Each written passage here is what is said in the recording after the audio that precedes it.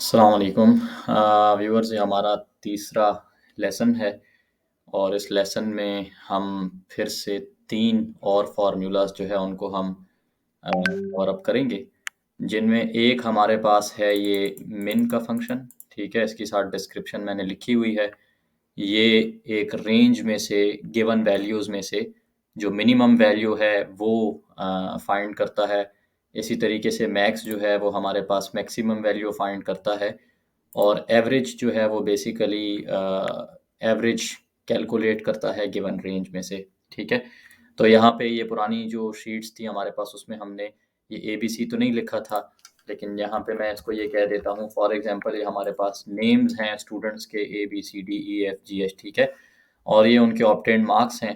तो हम ये देखना चाहें अगर कि सबसे कम मार्क्स कितने हैं, तो उसके लिए हम यूज़ करते हैं मिन का फंक्शन या मिन का फॉर्मूला, और हम यूज़ करते हैं इक्वल्स टू मिन। ठीक है, ब्रैकेट ओपन, ब्रैकेट के साथ इसको हम रेंज दे देते हैं यहाँ पे, और यहाँ पे हम ब्रैकेट क्लोज कर देते हैं और एंटर जब हम प्रेस करेंगे तो यहाँ पे हमें पता चल जाएगा कि हमारी मिनिमम वैल्यू या मिनिमम मार्क्स जो हैं या स्कोर आप कह सकते हैं, या इसी तरीके से अगर आपके पास मुख्तलिफ प्रोडक्ट की प्राइसेस हैं उसमें से मिनिमम प्राइस आप मालूम करना चाहते हैं तो हम वो कह देंगे कि मिनिमम प्राइस। ठीक है, तो ये मिन फंक्शन से हमारे पास आता है। जैसे हमने यहाँ पर मिनिमम मार्क्स फाइंड आउट कर लिए कि सबसे मिनिमम जो है कम जो है वो 26 हैं। ठीक है, अब इसका फ़ायदा फ़ॉर्मूले का ये होता है डायनेमिकली कि यहाँ पे फॉर एग्ज़ाम्पल अभी हमारे पास 2 जगह पे 26 है, लेकिन मिनिमम 26 से छोटा कोई भी नहीं है।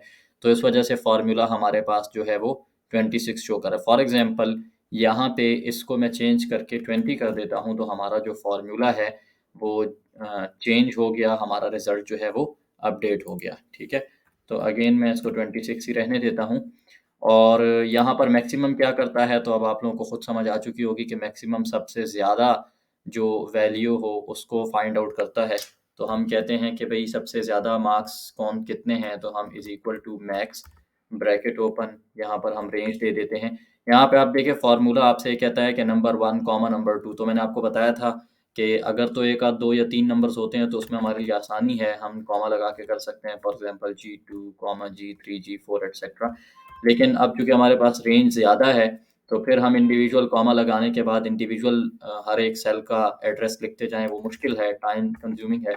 तो हम डबल डॉट इस्तेमाल करते हैं और डबल डॉट के बाद हम यहाँ पे इसको G9 कर देते हैं। ठीक है, G2 टू G9। ठीक है, तो यहाँ पे एंटर प्रेस किया तो ये हमें बताता है कि हमारे जो सबसे ज़्यादा नंबर्स हैं इसमें वो 100 हैं।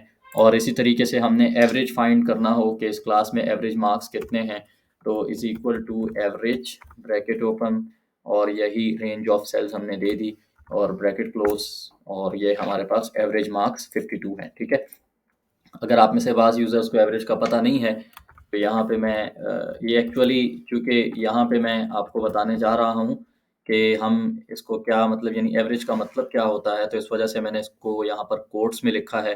क्योंकि अगर मैं इसको डायरेक्टली इक्वल्स टू के साथ लिखता तो फिर ये देखें ये हमारे पास फिर ये इसको सॉरी फार्मूला समझने लग जाता है, इसको फार्मूला इंटरप्रेट करता है, जबकि ये मैं सिर्फ डिस्क्रिप्शन लिख रहा हूँ।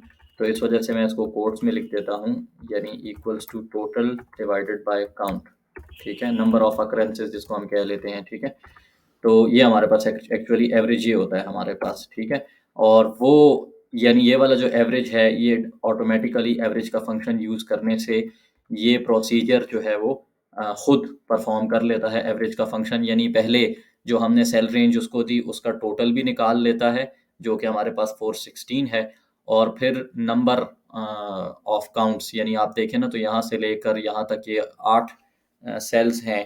ठीक है, तो ये भी वो ऑटोमेटिकली खुद कैलकुलेट करके और फिर दोनों को डिवाइड कर देता है। ठीक है, तो जैसे कि मिसाल के तौर पे यहाँ पे हम देखें इक्वल्स टू 416 डिवाइडेड बाय 8, तो हमारे पास देखें वही फिगर आ जाती है।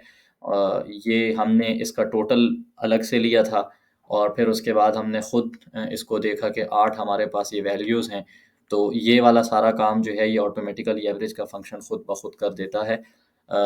इस वीडियो में इतना ही, यानी इस वीडियो में भी हमने 3 फार्मूलाज़ को जो है वो कवर कर लिया, और इसके बाद इंशाल्लाह अगली वीडियो में मज़ीद हम 3 फार्मूलाज़ को कवर करेंगे और फिर जब हमारे कॉम्प्लिकेटेड फंक्शंस का आगाज़ होगा तो हमारी कोशिश होगी कि हम एक-एक फंक्शन को कवर करें। बाज़ फिर इंशाल्लाह डेटाबेस के कुछ फंक्शंस ऐसे हैं कि जो मैं आपको एक फंक्शन करवाऊँगा, तो बाकी जो 2, 3 या 4 फंक्शंस उससे रिलेटेड हैं, वो सिर्फ़ और सिर्फ़ फ़ॉर्मूला के एक आध कंटेंट को चेंज करने से या सिर्फ़ फ़ॉर्मूला के नाम को चेंज करने से अप्लाई हो जाएँगे और आपको समझ भी आ जाएगी।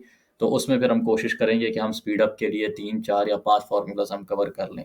ठीक है? इंशाल्लाह अगले लेक्चर में मुलाकात होगी। तब तक के लिए अल्लाह हाफ़िज़।